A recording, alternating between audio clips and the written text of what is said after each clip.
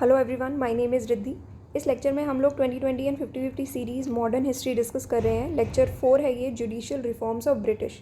ठीक है, तो ये सीरीज़ काफ़ी इंपॉर्टेंट है, काफ़ी इंपॉर्टेंट टॉपिक जो हर साल यूपीएससी रिपीट करता है वो हम 2020 एंड 50-50 सीरीज़ में डिस्कस करते हैं। ठीक है, तो इसमें मॉडर्न हिस्ट्री से रिलेटेड जो रेपिटेटिव टॉपिक्स रहते हैं हमेशा यूपीएससी के, जो सबसे फेवरेट टॉपिक्स रहते हैं वो हम डिस्कस कर रहे हैं। और इस कोर्स को परचेज़ करने के लिए आप synopsisis.in की वेबसाइट पर जा सकते हैं। So this is our website synopsisis.in। तो यहाँ पर आप जा सकते हैं कोर्स को परचेज़ करने के लिए। एंड स्पेशल कोर्सेज़ में आप जाओगे तो यहाँ पर आपको 2020 एंड 50-50 सीरीज़ ये कोर्स आपको यहाँ पर मिल जाएगा। Alright, so now let's come back to our lecture. तो जुडिशियल रिफॉर्म्स जो हैं ब्रिटिश के टाइम पर किस तरीके के थे, क्या थे जुडिशियल रिफॉर्म्स, क्यों हुए थे। तो क्या था कि इंडिया में प्री कॉलोनियल टाइम्स की अगर हम बात करते हैं तो प्री कॉलोनियल टाइम्स में कोई जुडिशियल सिस्टम कुछ खास था नहीं। ठीक है, और प्री कॉलोनियल टाइम्स हो गए आपके जब मुग़ल एरा चल रहा था। ठीक है, मुग़ल एरा चल रहा था, और इवन मुग़ल एरा के भी पहले से इंक्लूडिंग आपका एंशियंट पीरियड, वहाँ तक भी आप जाते हो तो आप ये नोटिस करोगे कि judicial system as a whole उसमें कोई प्रॉपर प्रोसीजर्स भी अडॉप्ट नहीं किए गए थे, और ना ही जो आपके लॉ कोड्स थे उनका कोई प्रॉपर ऑर्गेनाइजेशन भी नहीं थी। लॉ कोड्स की कोई प्रॉपर ऑर्गेनाइजेशन भी नहीं थी इस टाइम पर। तो एक जो रेगुलर आपका ग्रेडेशन होता है ना कि हाईएस्ट लेवल से लोएस्ट लेवल में जाती है चीज़ें, ठीक है, तो इस तरीके का कोई मैनेजमेंट नहीं था। और कोर्ट्स जितने भी थे, आज के कोर्ट्स क्या होते हैं, आपको एरिया वाइज डिस्ट्रीब्यूट किए जाते हैं कि इस एरिया का ये हाई कोर्ट है, यहाँ पर हाई कोर्ट होगा, ये इस एरिया में सुप्रीम कोर्ट होगा, तो एरिया वाइज डिस्ट्रीब्यूट किए जाते हैं। तो उस टाइम पर क्या था, कोई प्रॉपर डिस्ट्रीब्यूशन ऑफ कोर्ट्स था ही नहीं। डिस्ट्रीब्यूशन ऑफ कोर्ट्स नहीं था कि एरिया के हिसाब से, according to the area to be served by them. ठीक है, इस तरीके का कोई प्रॉपर ऑर्गेनाइजेशन नहीं था। इस वजह से प्रॉब्लम क्या होती थी, जितना भी ज़्यादा से ज़्यादा लिटिगेशन का जो मामला आ जाता था, जो भी लिटिगेशन रहती थी, अगर हिंदूज़ की अगर हम बात करें, हिंदूज़ में जितना भी लिटिगेशन का जो बर्डन होता था, जो बल्क ऑफ लिटिगेशन आती थी, वो किसके द्वारा डिसाइड की जाती थी, कास्ट सिस्टम के द्वारा। ठीक है, कास्ट के जो एल्डर्स हो गए उनके द्वारा डिसाइड की जाती थी, पर्टिकुलर कास्ट के जो भी बड़े लोग हो जाते थे उनके द्वारा डिसाइड की जाती थी, या फिर विलेज पंचायत के द्वारा डिसाइड की जाती थी, या फिर ज़मींदार के द्वारा डिसाइड की जाती थी। और on the other hand Muslims में अगर कोई भी लिटिगेशन के मामले होते थे तो वो इनकी एक जुडिशियल एडमिनिस्ट्रेशन की एक यूनिट हुआ करती थी। जैसे हिंदूज़ की एक कि ये लोग सब केसेस इनके डिसाइड करते थे, मुस्लिम्स के लिए एक यूनिट ऑफ जुडिशियल एडमिनिस्ट्रेशन होती थी इनकी, जो कि होती थी काजी। ठीक है, here it is given.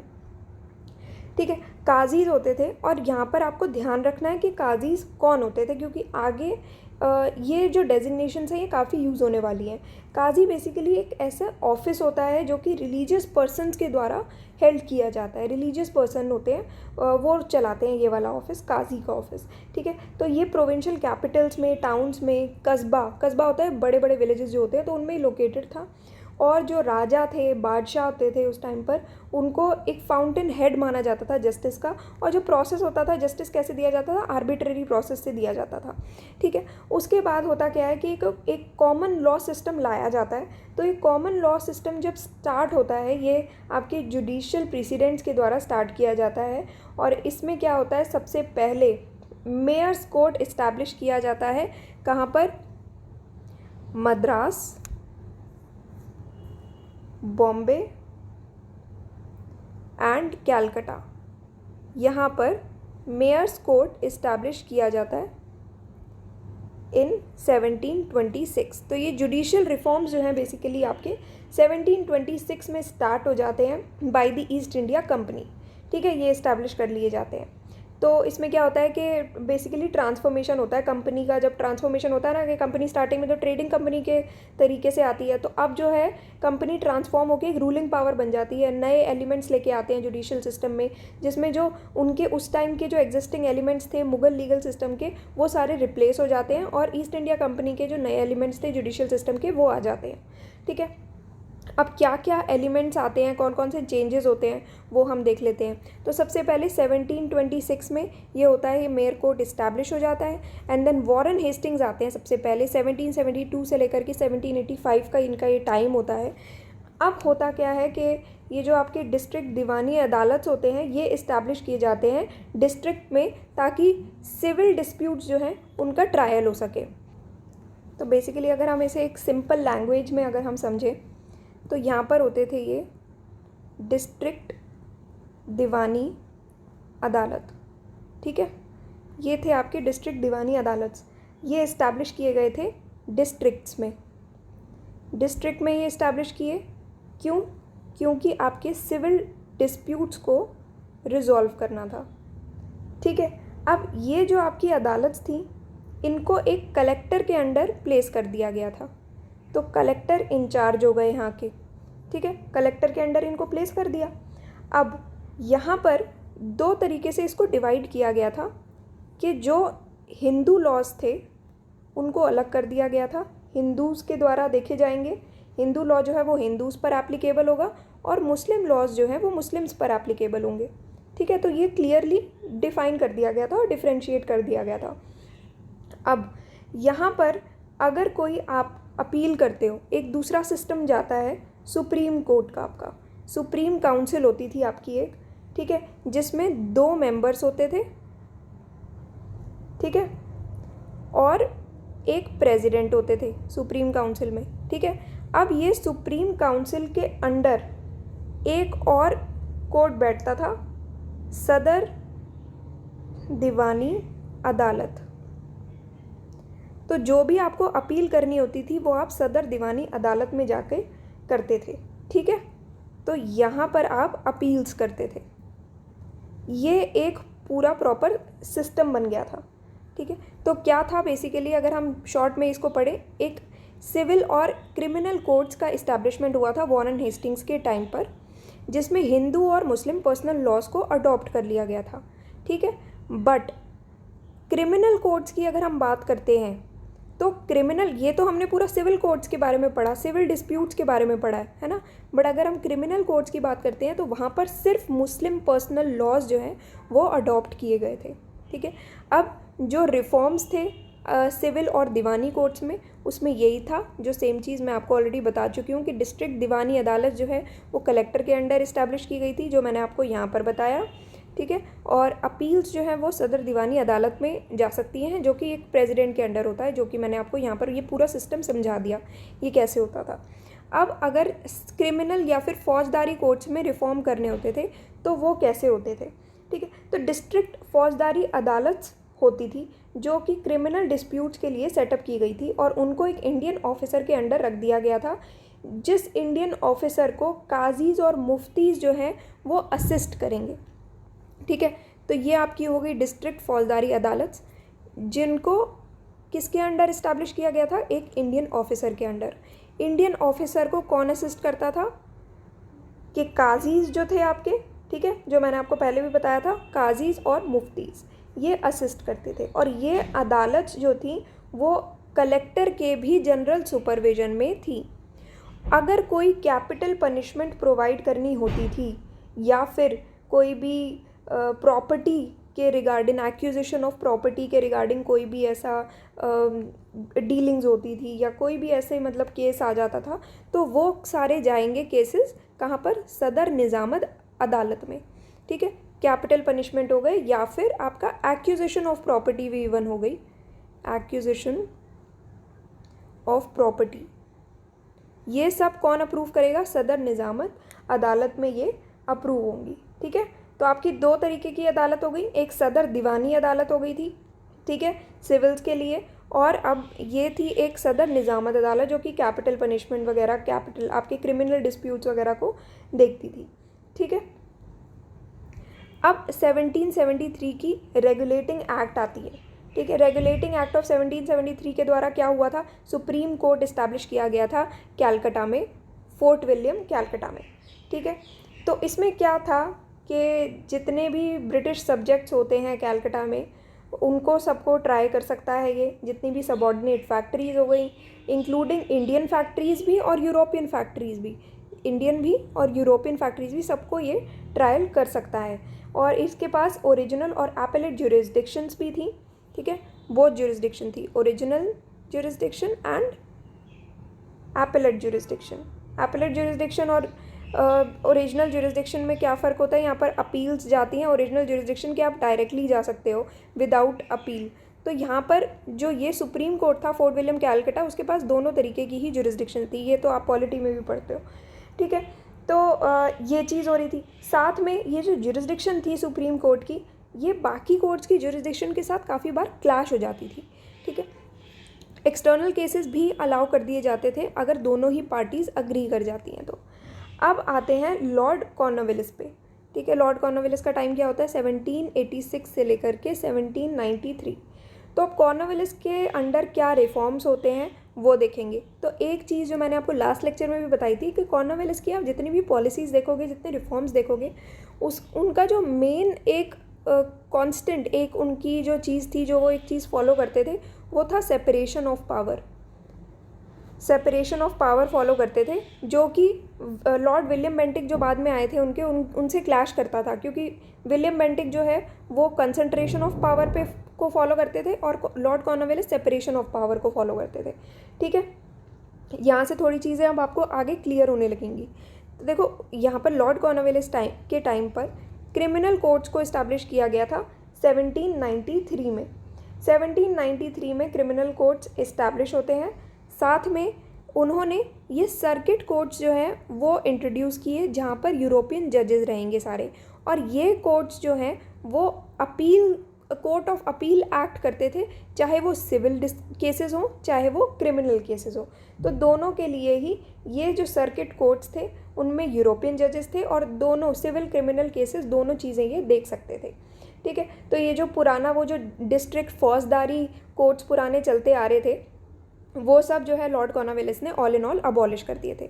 District फौजदारी कोर्ट्स अबॉलिश्ड, ठीक है, लॉर्ड कॉर्नवालिस के टाइम पे, और नए ये सर्किट कोर्ट्स आ गए थे जो। और ये सर्किट कोर्ट कहाँ कहाँ इस्टेब्लिश हुए थे, एक आपका कैलकटा में, ठीक है, एक आपका ढक्का में, एक मुर्शिदाबाद में, और एक पटना में, ठीक है। अब नेक्स्ट कॉर्नवालिस का ये कोड क्या था। सबसे पहले तो उन्होंने, सिंस सेपरेशन ऑफ पावर की वो बात करते हैं, तो जस्टिस और रेवेन्यू एडमिनिस्ट्रेशन को पूरा सेपरेट कर दिया था। यूरोपियन सब्जेक्ट्स जो हैं उनको भी जुरिस्डिक्शन में लाया गया। साथ में principle of sovereignty of rule और रूल ऑफ लॉ पे ये चल रहे थे, ठीक है। तो ये जो सदर निज़ामत अदालत थी उसको भी कैपिटल कैलकटा में उन्होंने शिफ्ट कर दिया गया था, और उनको गवर्नर जनरल और मेंबर्स जितने भी थे सुप्रीम काउंसिल के उनके अंडर डाल दिया गया था। और अब उनके चीफ जो थे, चीफ काजी और चीफ मुफ्ती थे, ठीक है। सदर निज़ामत अदालत को यहाँ पर उन्होंने ऐसे डाल दिया था। सदर निज़ामत अदालत कौन सी थी, जो आपके क्रिमिनल केसेस देख रही थी, ठीक है। तो ये बेसिकली कॉर्नवालिस का नया कोड आ गया था कि यहाँ पर रेवेन्यू और जो आपका जस्टिस हो गया, रेवेन्यू जस्टिस एडमिनिस्ट्रेशन सबको सेपरेट कर दिया गया था। यूरोपियन सब्जेक्ट्स को भी जुरिस्डिक्शन में ले आए।